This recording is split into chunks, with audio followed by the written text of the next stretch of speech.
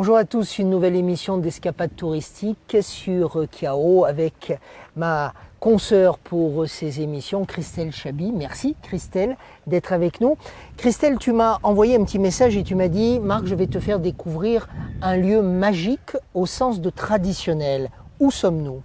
Alors, nous sommes aujourd'hui dans un village de Copago que nous appelons Taneka Berry, comme c'est écrit derrière nous. Et Marc, je te dis aujourd'hui que tout ce qui se fait ici, la culture ici à Copago est très différente de tout ce qu'on a avec nous dans la vallée, partout où on est déjà passé. Voilà. On va aller découvrir ce caractère traditionnel ici à Copago et on retrouve pour cela Latif, c'est notre guide aujourd'hui. Alors Marc, on y va ? On y va. Super.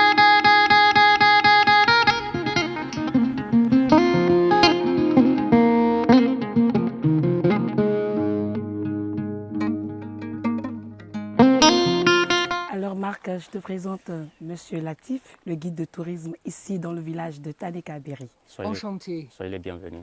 Merci beaucoup pour Monsieur votre Latif, accueil. bonjour. On va avoir besoin de vous pour nous faire rencontrer toutes les personnes auxquelles vous avez pensé pour cette escapade touristique.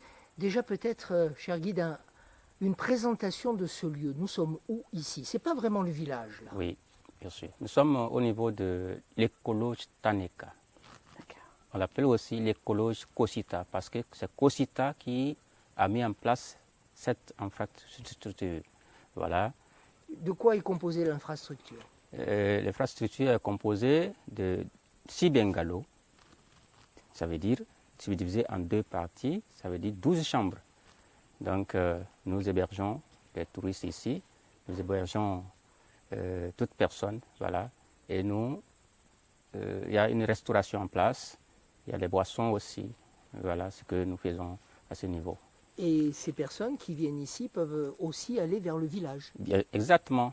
On est autorisé à aller vers le village. Oui. On y va ? Oui Marc. Mais toi, tu Merci. le savais, mais moi je le sais pas. Ah ben ouais, c'est Alors, pour ça on est là, Allez. pour que tu découvres. Merci. en fait. Allez, on y va ensemble. Voilà.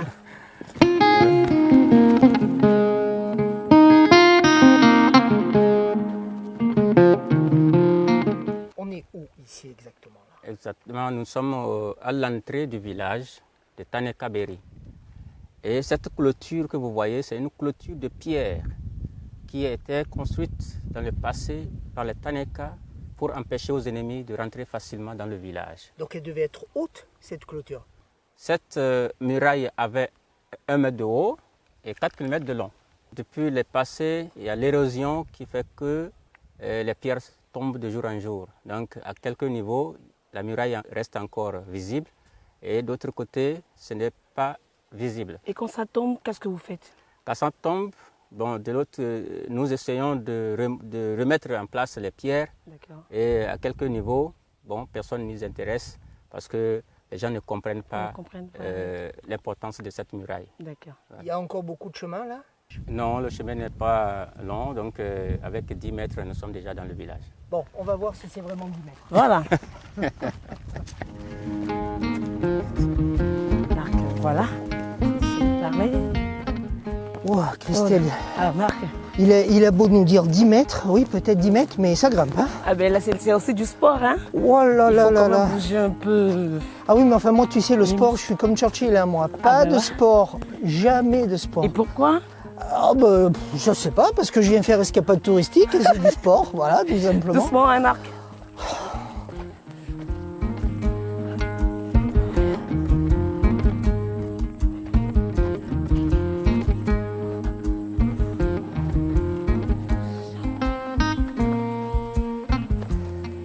Nous sommes ici au niveau des divinités de la case des esprits Taneka. Alors Monsieur Latif, expliquez-nous un peu de quoi il s'agit. Voilà. Et quand on parle de la case des esprits, Taneka, c'est une case où habitent les esprits. D'accord. Et sinon, on nous appelle les Taneka aujourd'hui, c'est à cause de ces esprits-là qui nous ont aidés à combattre les ennemis pendant les guerres d'invasion. Alors quand nous allons faire le tour, vous allez voir que cette case, elle est spéciale. Et si c'est une case qui n'a pas de porte. Vous savez, en général, les esprits n'ont pas besoin d'une porte d'entrée, d'une porte de sortie. C'est pourquoi elle est fermée.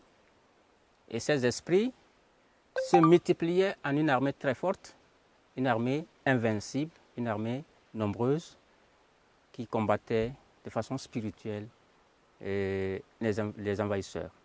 Donc en général, les Taneka avaient deux armées pendant les guerres d'invasion. Une armée physique et une armée spirituelle. Il y a une divinité qu'on va voir de l'autre côté qu'on appelle le Baobab sacré. Et il y a aussi une divinité qu'on appelle la divinité du temple d'intronisation des rois.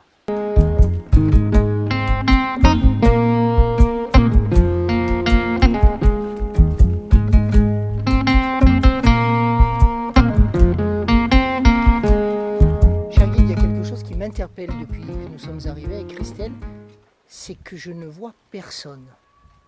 Et pourtant, vous nous avez promis que vous alliez nous présenter du monde. Alors ça, je n'en doute pas. Mais pourquoi les gens ne sont-ils pas dehors? C'est parce qu'il fait trop chaud?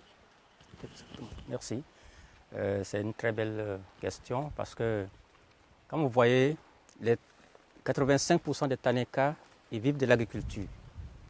Et comme vous voyez, notre environnement, c'est un espace qui est plein de roches. Donc c'est un endroit où l'agriculture n'est pas favorable. Donc les gens se sont déplacés un peu plus loin, 5 km, 10 km, 20 km pour certains, où ils ont des terres faciles à cultiver. Maintenant, à cause de la distance, ils ne vont pas tous les jours aller les matins et revenir les soirs. Ils ont aussi des maisons là-bas. Donc, et ils reviennent pendant les cérémonies. Quand on annonce les cérémonies, ils viennent avant les cérémonies. Et toutes les maisons que vous voyez, qui ne sont pas bien faites, donc ils vont les arranger, chacun essaie de nettoyer sa place et ils vont rester là tout au long des cérémonies. Quand les cérémonies finissent, ils repartent. Néanmoins, nous avons une population stable, composée de personnes âgées, de petits-enfants et certaines femmes que nous allons rencontrer tout à l'heure.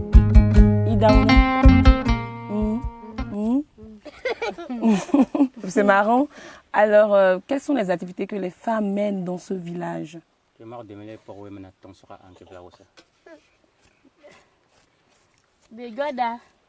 Elles coupent les bois. Elles font la transformation des pieds locales. Elles font la moutarde.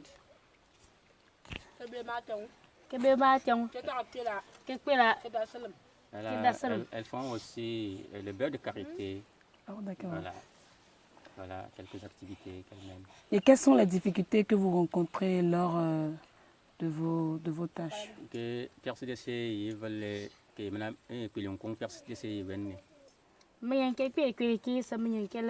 des fois, elles font le commerce, elles tombent, des fois elles se lèvent, des fois elles tombent. C'est-à-dire elles n'ont pas d'économie, quoi. Voilà. Et est-ce que quand ils amènent leurs marchandises, c'est au marché elles vont? Est-ce qu'elles vendent, elles arrivent à écouler très vite ou ça fait beaucoup de temps avant que...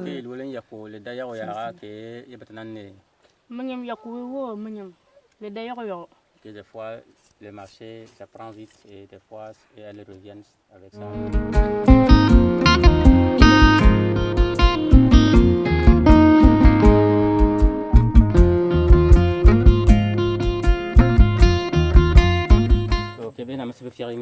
Tout le monde dit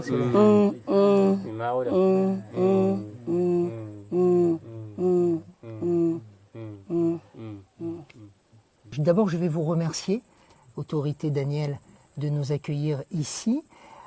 Vous êtes donc l'autorité et c'est une charge qui vous revient pour la vie entière.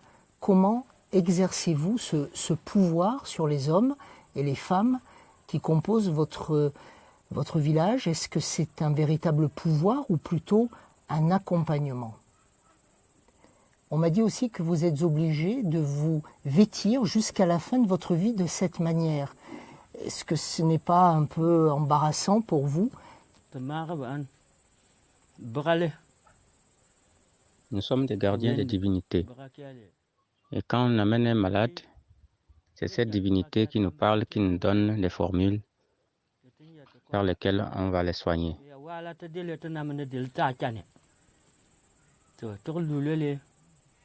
Moi, particulièrement, je guéris les morsures de serpent. Et quand un malade arrive, déjà je suis informé. La divinité m'informe des plantes que je vais utiliser et des paroles que je vais prononcer. Voilà ce que nous faisons. Nous organisons aussi certaines cérémonies, telles que la cérémonie de la fièvre jaune qui est organisée tous les 5 ans, qui est faite à base de rituels et de plantes médicinales pour éloigner le village contre la fièvre jaune. Après, c'est la cérémonie de la reconnaissance aux membres des ancêtres qui s'organise aussi tous les 5 ans. Et les initiés apportent des bœufs au village et c'est des esprits, des divinités qui nous orientent, qui nous montrent ce qu'il faut faire, ce qu'il faut laisser pour la bonne marche du village.